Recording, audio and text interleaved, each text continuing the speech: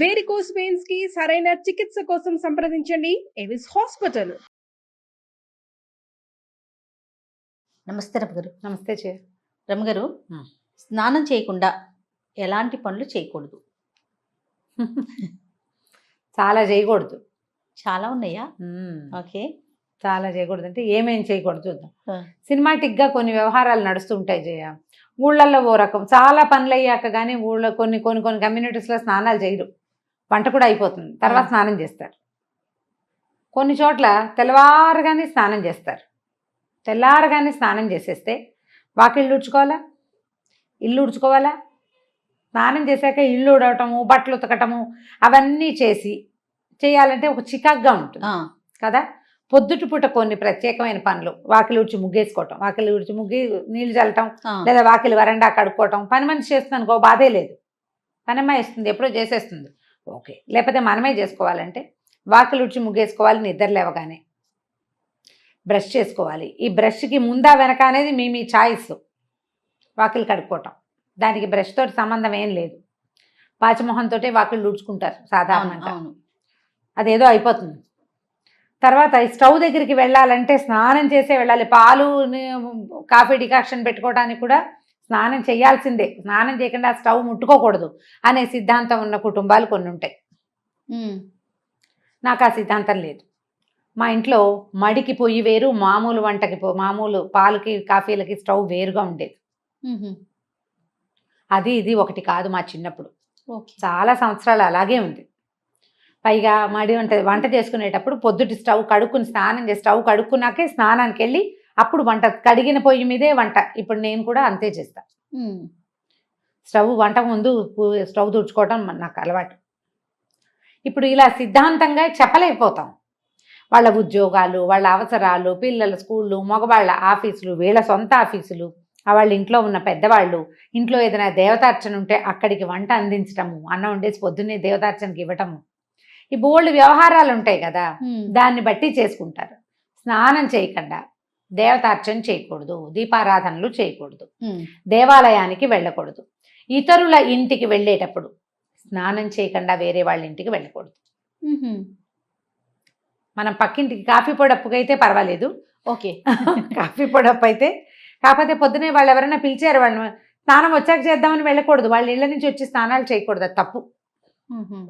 ముచ్చట్లకి అట్లా వెళ్ళకూడదు అంటారా? ముచ్చట్లకైనా, ఏదైనా తాంబూలం తీసుకోవటానికైనా, ఎవరైనా గబుక్కొని మనకు అవసరం వచ్చింది ఏదో తెచ్చుకోవటానికైనా, ఒట్టి కాఫీ పొడి గురించి కాదు, కాస్త పెద్ద వ్యవహారాలు. ఎండెక్కాక స్నానం కాకుండా కొంచెం పొద్దెక్కక ముందే స్నానం చేయటం మంచిది. ఎవరైనా కూడా ఆరోగ్యం. బయటికి పనుల మీద వెళ్ళే వాళ్ళు స్నానం చేసి వెళ్ళాలి ఖచ్చితంగా. స్నానం చేసి దేవతార్చనో లేకపోతే ఒట్టిగా దేవుడికి ఒక నమస్కారమో చేసుకోవాలంటే స్నానం చేసి వెళ్ళాలి. ఎప్పుడు కూడా ఇంట్లో నుంచి బయటికి వెళ్ళేటప్పుడు, సాధారణంగా బయటికి వెళ్ళటానికి కాదు, పని మీద వెళ్ళే వాళ్ళు స్నాన నియమం ఉంచుకోండి. ఒకవేళ మీకు అలాంటి నియమం లేనట్టయితే దీన్ని యాడ్ చేసుకుని చూడండి, మంచి పాజిటివ్ రిజల్ట్ కనపడుతుంది. రాత్రికి స్నానం చేస్తాం అంటారు, రాత్రిపూట స్నానం చేసి పడుకుంటారా? రాత్రిగా స్నానం చేసాం, పొద్దునే స్నానం ఎందుకు అని మొహం కడుక్కుని వెళ్ళిపోతారు. స్నానం చేయకుండా కార్యాలయాలకి వెళ్ళకూడదు. ఒకటి, లక్ష్మీదేవి సహించదుట వీటిని. ఓహో, అది యాడ్ చేస్తే తప్ప మనం పని చేయము. మరి సూర్యోదయం అయ్యాక స్నానం అనేది మన నియమం. రాత్రిపూట స్నానం అసలు ఆరోగ్యమే కాదు. ఎండాకాలం చెమట్లకు ఉండలేక ఏదో 8-9 నీళ్ళు పోసుకుంటాం, కానీ అసలు రాత్రిళ్ళు స్నానం హెల్దీయే కాదు, చాలా బ్యాడ్ హెల్త్. సాయంత్రమే చేయ, చీకటి పడుతూ ఉండగా స్నానం చేయొచ్చు. రాత్రిళ్ళు పడుకునే ముందు అన్నాలు తినేసి పడుకునే ముందు చెమట పోస్తుందని ఓ బకెట్ నీళ్ళు పోసుకుని పడుకుంటారు చూడు, వీళ్ళకి వాతపు బాధలు అధికంగా ఉంటాయి. ఆయుర్వేద వైద్యులు వద్దని చెప్తారు. రాత్రిపూట స్నానం చేయకూడదు. గర్భవతులు చేయకూడదు, బయట పీరియడ్స్లో ఉన్న వాళ్ళు చేయకూడదు. తర్వాత డెలివరీ అయిన వాళ్ళు, కొత్తగా డెలివరీ అయిన వాళ్ళు, పిల్లలకి పాలిచ్చే వాళ్ళు, వృద్ధులు, మెనోపాజ్లో ఉన్నవాళ్ళు, తర్వాత ఏమో ఒళ్ళు నొప్పులు అవి బద్ధకము హెచ్చుగా ఉండేవాళ్ళు రాత్రిళ్ళు స్నానం చేయకూడదు. ఇంకెవరు మిగిలేరు? అదే కదా కదా, అందరినీ చెప్పేసాం. ఇంకెవరు మిగిలేరు? ఇప్పుడు రాత్రి చేసిన స్నానాన్ని లెక్కెట్టుకుని పొద్దున్నే నీళ్ళు పోసుకోకుండా బయటికి వెళ్ళిపోతే అదేం ప్లస్ అవ్వదు మనకి. పిల్లలు కూడా కొంతమంది స్కూల్స్కి వెళ్ళిపోతారు రమ్మగారు, నైటే చేసాం కదా అనేసి పొద్దున్నే బ్రష్ చేసుకుని వెళ్ళిపోయే పిల్లలు కూడా చూశాను నేను. సూర్యోదయం తర్వాత స్నాన విధి అత్యావశ్యకము. మన ఆధ్యాత్మికమైన వ్యవహారమే ఇది. శుభ్రత కూడా, స్నానం చేసిన మొహానికి చేయని మొహానికి తేడా ఉండదు, మరి ఉంటుంది కదా ఫ్రెష్నెస్. నీళ్లు మన పైనుంచి బాడీ పడతాయి. ఫీల్ అవుతుంది ముందు. అది మన మొహంలోకి వస్తుంది కదా, పైనుంచి మొహం కడుక్కుంటాం, మొహం కడుక్కుంటే వచ్చే ఫ్రెష్నెస్ మొహం కడిగినట్టే ఉంటుంది కదా. స్నానం చేస్తే ఉండే ఫ్రెష్నెస్ బ్రహ్మాండంగా ఉంటుంది. తర్వాత ఏంటంటే బ్లడ్ సెల్స్ యాక్టివ్ అవుతాయి. సన్నీళ్ళు పోసుకున్నాం అనుకో జల్లుమంటుందా ఒళ్ళు ఒక్కసారి, ఆ జల్లు అనగా నరాలకి సత్తు వస్తుంది. స్నానము అత్యవశ్యకమైన విధి. అది మడికో దీనికో అంటే ఏదో భగవదర్చనకి మాత్రమే అనుకోకండి. మీ శరీరానికి మీరు చేసే అర్చన స్నానం అంతే. ఇది ఒక గుడి కదా, దేహమే దేవాలయము అన్నారు. ఆ ఆత్మ ఇందులో నిలబడింది. ఇది ఉన్నంత వరకు ఆత్మ హాయిగా అందులో ఉంటుంది, ఈ పిచ్చిగూట్లో. దీన్ని శుద్ధంగా ఉంచాలి కదా, దీన్ని యాక్టివ్గా ఉంచాలి, ఆరోగ్యంగా ఉంచాలి. ఇది ఉంటేనే అది ఉంటుంది, ఇది లేకపోతే అది ఉండదు. అవును. ఆత్మారాముడిని సంతోష పెట్టద్దు మనం. స్నానం చేయండి, అదే పెద్ద సంతోషం. తర్వాత సంతోషాలు మిగిలినవి. స్నానం చేయటం, అన్నం తినటం, వేళకి నిద్రించటం మానవ దేహానికి అత్యంత ఆవశ్యకమైన విషయాలు. కాబట్టి పూజ చేసుకోవాలి పొద్దున, దేవతా నమస్కారం చేసుకోవాలి పొద్దున్నే. మనకి విధులు చెప్తారు. మన కార్తీకము, మాఘము, వైశాఖ మాసం ఉదయకాల స్నానాలు. కనీసం ఆ 3 నెలలు 2 నెలలని చేసేయడమంటారా నాయన అని ఇలాంటి వాళ్ళు ఉన్నారని ఆ 2 నెలలు ఖచ్చితంగా పెట్టారు.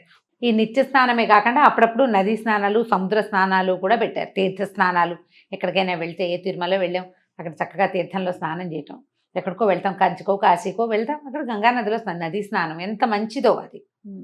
కాబట్టి స్నానం చేసి ఏం చేయాలి ఏం చేయకూడదు కాదు, స్నానం చేయాలి ముందు. అది మానేయకూడదు. పొద్దున వంట చేసుకోవటానికి స్నానం చేసి వంట చేస్తే బాగుంటుంది, శుభ్రంగా ఉంటుంది. తర్వాత స్నానం ఒక పవిత్రమైన భావన వస్తుంది. మనం ఏదైనా వండుకున్నాము, స్నానం చేసేసి శుద్ధంగా ఉన్నాం అనుకో, ఆ వండిన పదార్థాన్ని తీసుకెళ్లి దేవుడి దగ్గర పెట్టుకోవటానికి బాగుంటుంది.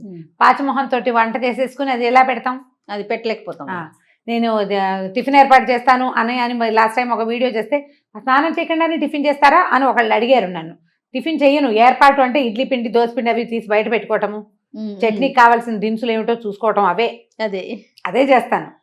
పదార్థం తర్వాతే చేసుకుంటాను. కానీ మనం ఆలోచించుకోవాలి మనకి ఏది అవసరమో అని. ఆహార స్వీకారం కూడా స్నానం చేశాక గనక తీసుకుంటే చాలా బాగుంటుంది. తీసుకోలేకపోతాం, అట్లా బ్రేక్ఫాస్ట్ చేసేయాల్సి వస్తుంది మన పనిని బట్టి కదా. పొద్దున్నే చేసేయాలి, షుగర్ ఉంది, స్నానం చేశాక ఇవన్నీ దేవుడికి ఇవన్నీ చదువుకుని టిఫిన్ తినేసరికి లేట్ అయిపోతుంది, టాబ్లెట్లు వేసుకుంటారు. పాపం వాళ్ళకి తప్పదు కదా, పెద్ద వయసు పెద్దవాళ్ళకి తప్పదు, ప్రెగ్నెంట్ లేడీస్కి వాళ్ళకి కూడా తప్పని పరిస్థితిని పక్కకు పెట్టండి.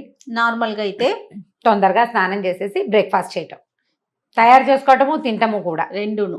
ఇలా చేస్తే కనుక ఎక్కువ శుభ్రంగా ఉండేందుకు అవకాశం ఉంది. ఏ హెన్నో పెట్టుకుంటాము, నెత్తికి నూనె రాసుకుంటాము, గంట నానాలనిపిస్తుంది, ఇంకా అప్పుడు ఏదో కొంత పని చేయవలసి అయితే ఓకే రమ్మ గారు.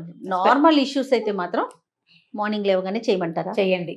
పొద్దునే స్నానం చేస్తే, స్నానం చేయకుండా పూజ ఎలా చేయకూడదు, భోజనం అలా చేయకూడదు, భోజనము ఎలా చేయకూడదు, బయటికి అలా వెళ్ళకూడదు.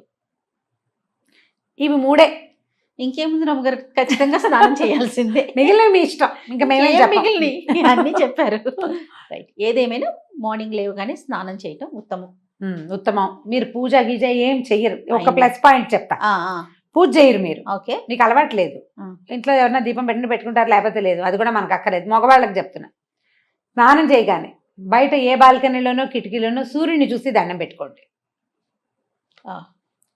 సూర్యుడికి చేసే నమస్కారం ప్రత్యక్ష నారాయణుడు అద్భుతమైన ఫలితాన్ని ఇస్తుంది. ఇప్పటిదాకా మీకు అలవాటు లేకపోతే, ఒకవేళ మీరు కనుక ఈ వీడియో వింటూ ఉంటే, రేపటి నుంచి దీన్ని ప్లస్ చేసుకుని చూడండి. మగవారైనా ఆడవారు కూడా చేయొచ్చు? ఆడవాళ్ళు ఎలాగో చేస్తారు. ఓకే, మీకు అలవాటు లేకపోతే అని చెప్తున్నాను. మీ ఇంట్లో అంటే దీపం, అమ్మాయి దీపం పెట్టుకుంటుంది, అతనికి అలవాట్లేదు, అతనికి ఒకవేళ అసలు మన ఇంట్లో దీపాలే లేవు, ఇది జాతి విచక్షణ లేదు. ప్రతి ఒక్కరు అసలు పూజలు గీజలు చేయరు, వీరేదో ప్రార్థన చేసుకుంటారు, మీ విధానాలు మీకున్నాయి. అయినా కూడా మీకు సూర్యుడు అవసరమే కదా. సూర్యుడు అందరి వారుడు కదా. స్నానం చేసి సూర్యుడిని చూడండి పొద్దున్నే. బిఫోర్ 9 చేయండి, చాలా మంచిది. మీకు ఆ సూర్యుని చూడడానికి నచ్చింది అనుకోండి, కాసేపు కళ్ళు మూసుకుని అక్కడే నుంచోండి, ఆ సూర్యకిరణాలు పడేలాగా. ఇంకా సూపర్. ఒక 21 డేస్ చేసి మీలో ఏ మార్పు సంభవించిందో హోల్ హార్టెడ్గా ఇంకొకళ్ళకి చెప్పండి. నేను ఇది చేశా, స్నానం చేసి సూర్యుని చూశాను. ఏం జరిగింది రమ్మగారు? చెప్పండి, ఇలా చెప్పండి అంటున్నా. మీరు చెప్తున్నారేమో. నేను ఇలా చేశాను, స్నానం చేసి సూర్యుని చూశాను, నాకు ఈ మార్పు వచ్చింది అనేది మీరు గమనించి చెప్పాలి. అప్పుడు పొద్దున్నే స్నానం చేయటంలో ఉన్న ఫలితం ఏంటో తెలుస్తుందేమో, మీరే అందరికీ చెప్తారు.